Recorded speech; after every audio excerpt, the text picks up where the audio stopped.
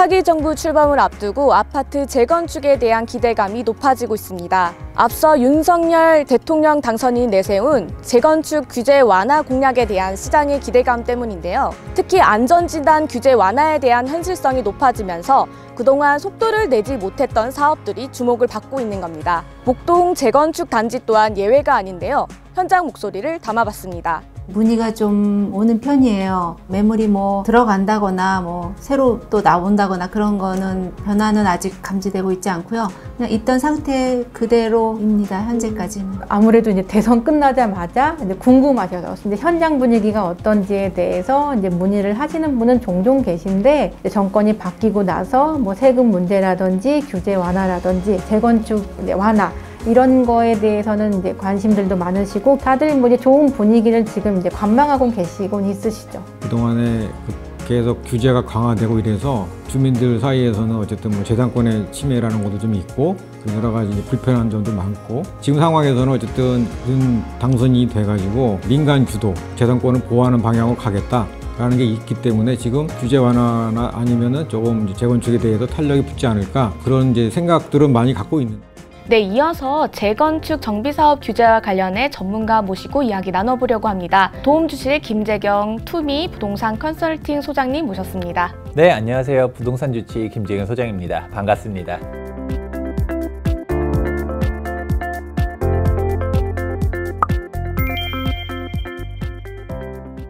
먼저 재건축 안전진단 완화법이 발의됐잖아요. 어떻게 보시나요? 네, 우선 당연히 긍정적으로 보고 있는데요. 그런데 이제 우리가 현실적인 부분들도 좀 생각해 볼 필요성이 있습니다. 일단은 재건축 안전진단 완화에 대한 대통령 공약도 있고, 그렇다 보니 실질적으로 완화에 대한 움직임도 실제로 지금 현재 국회 위안 정보 시스템 들어가 보면 위안 이제 법안 발의가 되었거든요. 근데 이 부분이 실제로 통과가 되려면 사실 국회 통과 사항이잖아요. 이게 국회에서 진짜 통과가 될 수 있느냐 없느냐를 볼 필요성이 있죠. 이게 실질적으로는 안전진단 관련해서는 저는 이제 해결이 될 거라고 보고 있는데요. 그 이유가 있습니다. 우선은 대통령이 할 수 있는 게 있고 없는 게 있는데 이거를 구분할 필요성이 있어요. 대통령이 바꿀 수 있는 거는 두 가지가 있죠.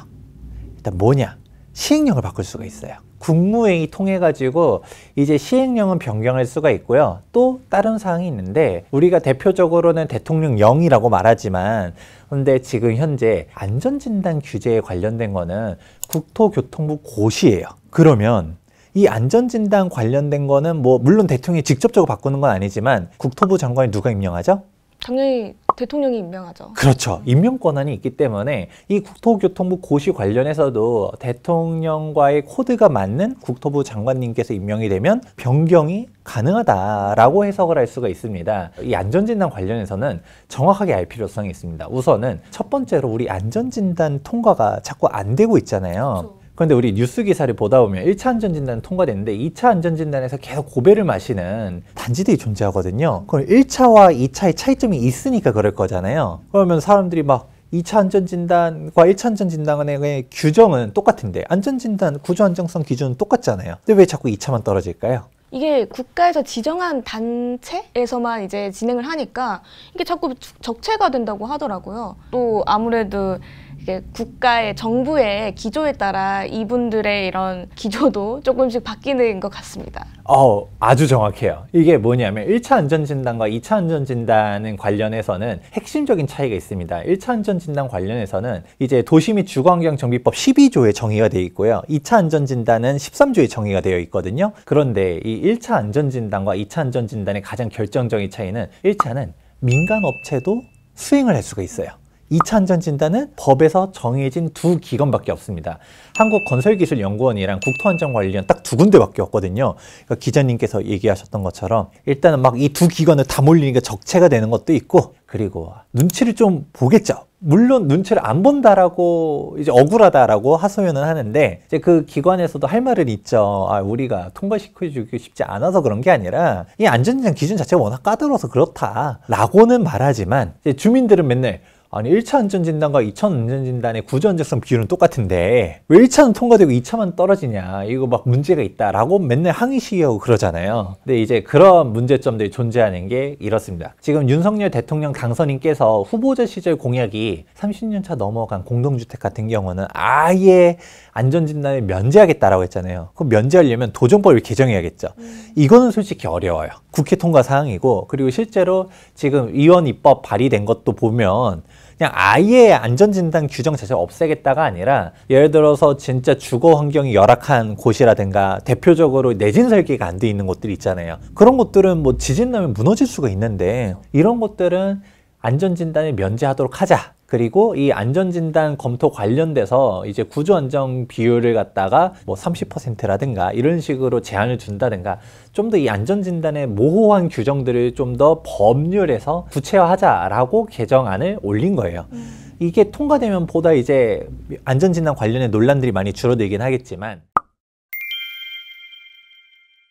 어느 지역이 가장 수혜를 볼 거라고 보세요? 제가 말을 안 해도 다들 알 거예요. 대표적으로 강남권에 있는 재건축 단지들 많잖아요. 개포동도 있고 대치동도 있고, 그리고 뭐 잠원동부터 시작해가지고 사실 30년 차 넘어간 강남권에 재건축 단지들 많습니다. 뭐 서초 강남만 그런가요? 송파구에서도 우리 올림픽 선수촌 아파트가 가장 대표적이잖아요. 맞아요. 그리고 뭐 잠실동에서도 뭐 잠실주공 5단지야 최근에 도계의 통과도 있었었지만 여기는 뭐 좋았을 리가 난 거고, 그리고 뭐 사실 장미 아파트부터 시작해가지고서도 송파구에도 재건축 단지들 정말 많죠. 회밀이 아파트라든지 뭐 그런 식으로 재건축 기대되는 부분들은 말할 것도 없는데, 뭐 강남만 재건축이 있나요? 뭐 동부이촌동부터 시작해가지고 여의도라든지 목동, 상계동, 중계동 다 대상이라고 보고 있고요. 그런데 이렇게만 말하면 서울이잖아요. 사실 저는 진짜 기회의 땅은 일기 신도시에 있다라고 보고 있습니다. 재건축이 조금 힘들어서 리모델링으로 많이 돌아섰었는데 다시 재건축으로 좀 선회할 가능성이 있을까요? 저는 그렇게 보고 있습니다. 그런데 한 가지 주의점은 있어요. 재건축으로 대세가 될 거고 리모델링이 사실 알아보면 그렇게 썩 좋지만 않거든요. 사실 안 좋은 거 다들 알죠.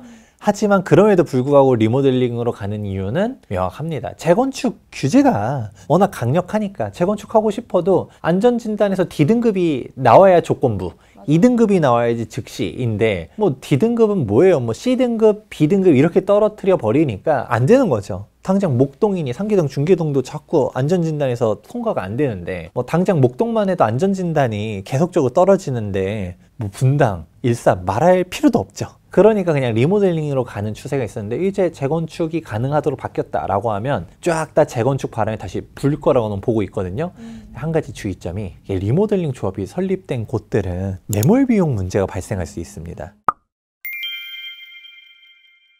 또 다른 규제 중에 하나가 초과이익 환수제인데, 이 윤석열 당선인께서 공약으로 좀 대폭 완화하겠다 이런 얘기도 하셨었어요. 요거는 좀 어떻게 보세요? 사실 이 부분 관련해서도 조금 잘 판단해 보실 필요는 있어요. 우선 저는 쉽지 않다라고는 생각해요. 왜냐하면 재건축 초과이익 환수제 자체도 법이잖아요. 그렇죠. 국회가 그대로다. 그래서 대통령이 할 수 있는 거 없는 거를 명확하게 구분할 필요성이 있다는 얘기를 저는 항상 강조드려요. 왜냐면 지금 다들 일반적인 재건축 단지 소유자들은 꿈과 희망에 부풀어 올라 있거든요. 근데요, 이런 표현하면 좀 그렇지만 행복회로 돌리지 말란 얘기도 해요. 여기서 말하는 행복회로라는 게 진짜 될 수 있는 거는 청사진을 그려야겠죠. 근데 안 되는 부분도 존재합니다. 대표적으로 재건축 초과이익 환수제는 노무현 전 참여정권 때 만들어졌었어요. 근데 이게 유예가 됐었잖아요. 근데 그 유예됐었던 시점이 언제인지 혹시 기억하시나요? 기억이 안 나는데요. 기억 잘 안 나실 거예요. 네. 그게 언제 유예가 됐었냐면 이명박 정권 말기 때 바뀌었어요. 정확하게는 2012년도 12월 달에 재건축 초과이익 환수제를 없애려고 했다가 끝내 없애지는 못했고요. 당시 야당, 민주당에서 반대를 워낙 많이 해서 못 없애고 유예를 한시적으로 했는데 그 유예가 5년이 지나고서 2017년도 12월 31일에 종료를 하고 2018년도부터 부활을 한 거거든요. 그러면 다시 한번 생각해 볼게요. 2012년도 12월 달에 초과이익 환수제가 폐기는 안 됐고 유예가 됐다는 얘기 했잖아요. 그때 당시 부동산 시장 어땠었나요? 12년에는 좀 하향 아니었나요? 하향 정도가 아니라 엄청 안 좋았죠. 2019년도부터 서울 부동산 가격이 무너지기 시작하면서 막 미분양 터지고 할인 분양하고 실제로 건설사들도 많이 무너졌단 말이에요. 그게 다 죽는다 이럴 때 건설 경기 회복을 위해서 이거 없애야 됩니다. 일명 부동산 3법 있었었잖아요. 그거를 갖다가 통과시키려고 했었지만 그때도 반대가 심해서 못했는데 지금 부동산 가격이 솔직히 안정돼 있는 건 아니잖아요. 지금 벌써부터도 막 재건축 단지들이 기대감에 들썩들썩하고 있는데 민주당에서 솔직히 이거 풀어주면 재건축 가격도 다 뛰어 올라갈 게 맞아요. 눈에 보이는데 협조적일까요? 아닐까요? 힘들지 않을까요? 힘들 거라고 보고 있습니다. 다만 그래도 조금 희망사항을 조금 담아보자면 대통령은 시행령은 바꿀 수 있다는 얘기했죠. 이 재건축 초과이익 환수제를 없앨 수는 없는데 이 시행령에서 약간 이제 그 강도를 조절할 수는 있겠죠. 그래서 이제 워딩이 중요한 건데 재건축 초과이익 환수제 폐지가 아니라 완화라는 표현이 이거를 약간 조금 세게 때리는 거를 갖다 약하게 때리는 걸로 바꿀 수는 있겠죠. 하지만 한번 기자님한테 물어볼게요. 몽둥이를 들고 와가지고 막 때리려고 하다가 자 회초리로 때릴게 괜찮지? 라고 하면 괜찮나요? 안 괜찮은데요? 아니, 안 맞는 게 제일 좋죠. 너 이 정도 맞는 거면 괜찮아 라고 하면 누가 그걸 좋아할 사람이 있겠습니까? 안 맞는 게 제일 좋은데 근데 이게 법이 폐기되기는 솔직히 조금 어렵다. 그런 부분을 좀 보면 사실 이제 관리처분인가 전후에 있는 단지들은 솔직히 조금 어려워요. 이 법이 언제 없어질지 모르니까. 그러면 이제 몇 년 동안 지연될 가능성이 있거든요. 희망 고민이죠. 금방 없어질 줄 알았더니 2년이 지나가도 안 없어지고 3년이 지나가도 안 없어지고 그렇지만 제가 아까 재건축 괜찮다는 얘기 했잖아요. 그거는 왜 괜찮냐? 오히려 재개발 재건축은 기간이 오래 걸리잖아요. 맞아요. 그래서 괜찮은 거예요.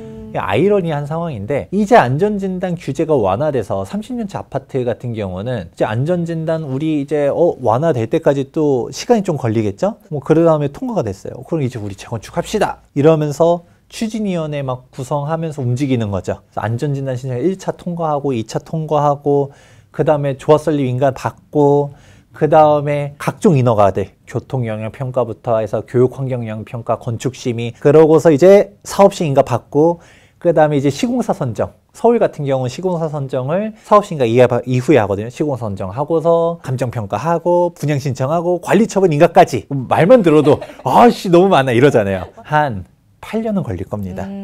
진짜 빨리 가도 6년, 솔직히 6년 좀 힘들 거라고 봐요. 이제 초기부터 시작하면 8년은 걸릴 거거든요. 그러면 윤석열 정권을 떠나서 그 다음 정권까지도 보잖아요. 그럼 제가 아까 말했었죠. 그렇게 경기 안 좋았었을 때 노무현 전 참여정권 때 만들었던 이 재건축 초과이익 환수제가 이명박 정권 때 그렇게 경기 안 좋을 때 끝끝내 없애지는 못하고 정권 말기에 유예가 통과됐었다고요. 그러면 윤석열 후보가 당선이 되고 그 정권 말기에 진짜 뭔가 개정이든 유예든 완화든 조금 된다든가 아니면 그 다음 정권까지도 볼 수 있다 보니까 사실 지금 초기 단계 재건축에 들어가는 사람들은 이 재건축 초과이익 환수제를 당장 걱정하기에는 아직 시간이 많다. 그래서 괜찮다라고 보고 있는 거죠. 오늘 복덕방 기자들이 준비한 거는 여기까지입니다.